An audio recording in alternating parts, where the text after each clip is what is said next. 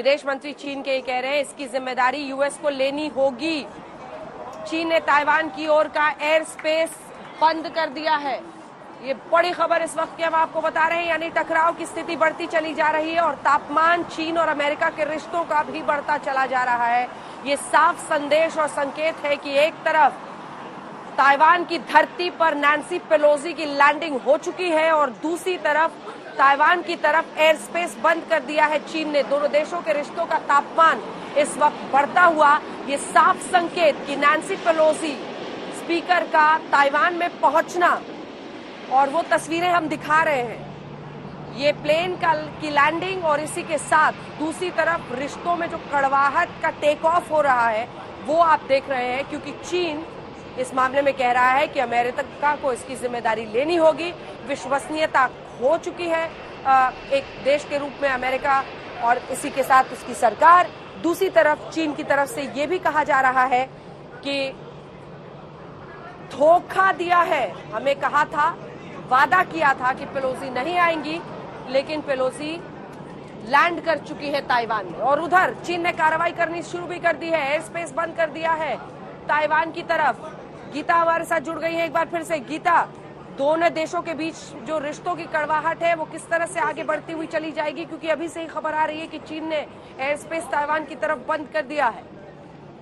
जी, एक तरफ चीन ने एयर स्पेस बंद कर दिया है, दूसरी तरफ चीन के विदेश मंत्रालय ने एक स्टेटमेंट जारी किया है। अंजना, आपको मेरी आवाज आ रही है? बिल्कुल आ रही है, आप अपनी बात पूरी करें, अब साफ आ रही है।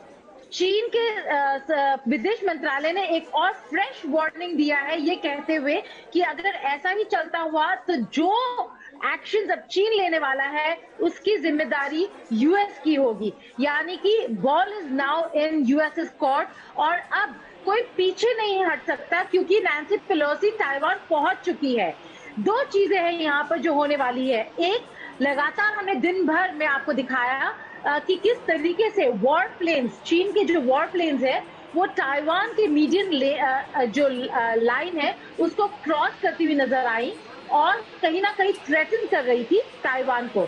दूसरी तरफ अमेरिका ने अपने वॉरशिप्स भेज दिए हैं Taiwan sea, east of Taiwan में, ताकि नैन्सी पेलोसी का जो विजिट है वो सिक्योर रहे और उनका जो एयरक्राफ्ट है वो सिक्योर रहे।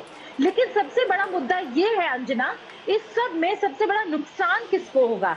क्योंकि इकोनॉमिक सैंक्शंस अगर चीन लगाता है वो अमेरिका पर नहीं होगा, वो ताइवान पर होगा। अगर मिलिट्री अग्रेशन दिखाता है चीन, वो अमेरिका पर नहीं होगा, ताइवान पर होगा। तो ताइवान के लिए अब खतरा ज्यादा बढ़ चुका है, काफी ज्यादा बढ़ चुका है, चाहे वो इकोनॉमिक सैंक्शंस हो या फिर मिलिट्री अग्रेशन हो, और दोनों तरफ से कहीं ना कहीं ताइवान को खामियाजा भुगतना पड़ेगा।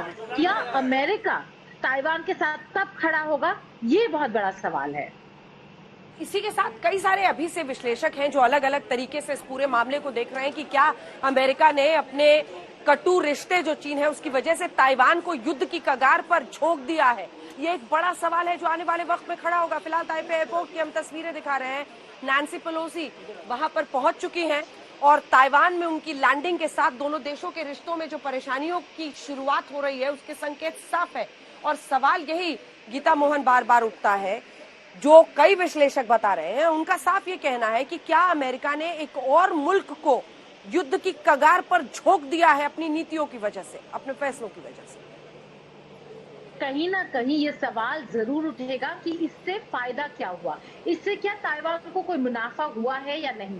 क्योंकि अगर ये सपोर्ट की बात कर रहे हैं अंजना, तो सपोर्ट अमेरिका का ताइवान के पास था, लेकिन कहीं ना कहीं इसे एस्केलेशन जरूर माना जाएगा। क्यों? क्योंकि अगर आप ये इंसिडेंट को देखें, ये इंसिडेंट जैसे आपने शुरुआत में कहा एक बहुत बड़े मुद्दे पर सवाल खड़ा कर देता है, वो है चीन का वन चाइना पॉलिसी, जिसको अमेरिका भी मानता है। अमेरिका ने हमेशा वन चाइना पॉलिसी को मानते हुए कहा है कि अगर ताइवान के क्वेश्चन को सुलझाना है तो डिप्लोमेटिकली सुलझाना होगा। लेकिन ये इसको एस्केलेशन माना जाएगा, क्योंकि Nancy Pelosi third highest serving official है यूएस गवर्नमेंट की, जो आज ऑफिशियल विजिट पर ताइवान पहुंची हैं। तो चीन को अब देखना होगा ये अंजना कि चीन का जवाब क्या होगा। क्या वो मिलिट्री होगा या इकोनॉमिक होगा? हाँ। मिलिट्री कहीं ना कहीं स्ट्रेंथ आपको चीन दिखा रहा है, चाहे वो प्रोपेगेंडा वीडियोज हो, आ गए हैं शामिन में, वॉरप्लेन्स दिख रहे थे पूरे दिन भर। तो उसका नतीजा क्या है? क्या ताइवान को कोई घातक हमला करने वाला है चीन, या फिर इकोनॉमिक सैंक्शंस की बात करें तो ताइवान के लिए मुसीबतें और मुश्किलें बढ़ सकती हैं।